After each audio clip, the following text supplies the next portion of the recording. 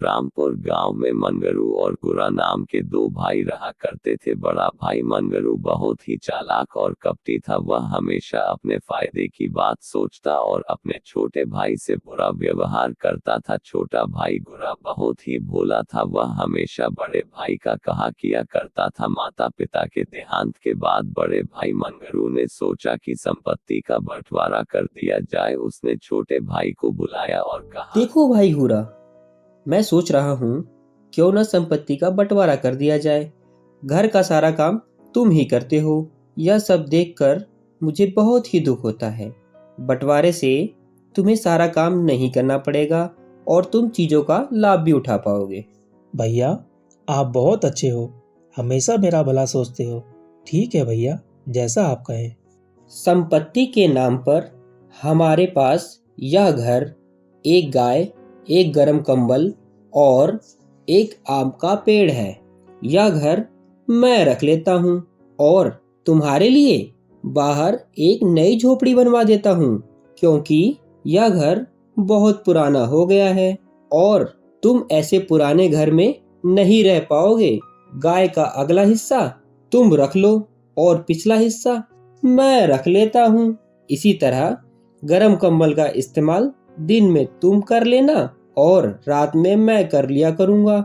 और जो आम का पेड़ है उसका निचला हिस्सा तुम रख लो और ऊपर का हिस्सा मैं रख लेता हूँ।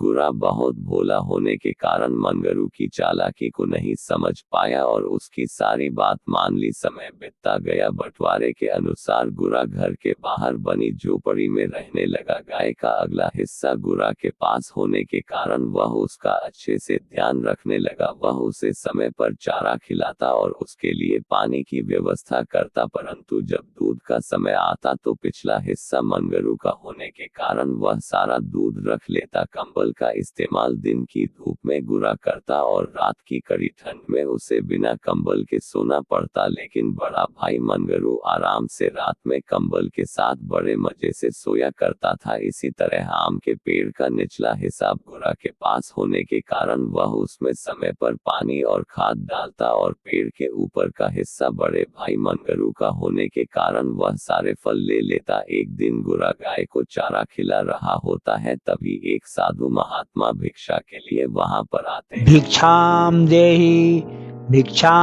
देही, भूखे साधु को कुछ खाने को दे दो बालक, भगवान तुम्हारा भला करेगा। ये सुनकर गुरा साधु महात्मा के लिए कुछ खाने के लिए ले आता है। गुरा को उदास देखकर साधु महात्मा उससे उदासी का कारण पूछते हैं तो गुरा उन्हें अपनी सारी कहानी बताता है। साधु महात्मा उसे एक उपाय बताते हैं। गुरा साधु महात्मा के कहे अनुसार अगले दिन गाय को पूरा दिन चारा नहीं खिलाता, जिसके कारण गाय क्रोधित हो उठती है और बड़ा भाई मंगरू दूध निकालने के लिए जब आता है तो उसे पैर मारने लगती है।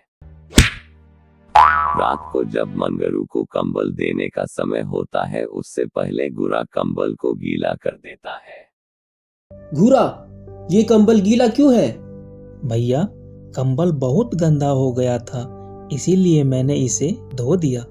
अब मंगरू को पूरी रात ठंड में बिना कंबल के सोना पड़ता है। अगले दिन जब सुबह होती है तो गुरा कुल्हाड़ी लेकर आम के पेड़ को काटना शुरू कर देता है। तब मंगरू पूछता है, अरे भाई गुरा, तुम ये क्या कर रहे हो? पेड़ को क्यों काट रहे हो? भैया, मैं इस पेड़ को काटकर यहाँ नीम का पेड़ लगाऊंगा, जिससे मुझे ठंडी छाया मिलेगी। वैसे भी इस पेड़ से मुझे कोई फायदा नहीं है, सारे आम तो आप ही रख लेते हो। ये सुनकर मंगरू की आंखें खुल गए। वह समझ गया कि अब उसकी चालाकी नहीं चल पाएगी। मंगरू ने अपने किए गए बुरे व्यवहार के लिए गुरा से माफी मांगी और घर, कंबल, गाय एवं फलों को आधा आधा बांटने का वादा किया। अब दोनों भाई मिलजुल कर खुशी खुशी रहने लगे।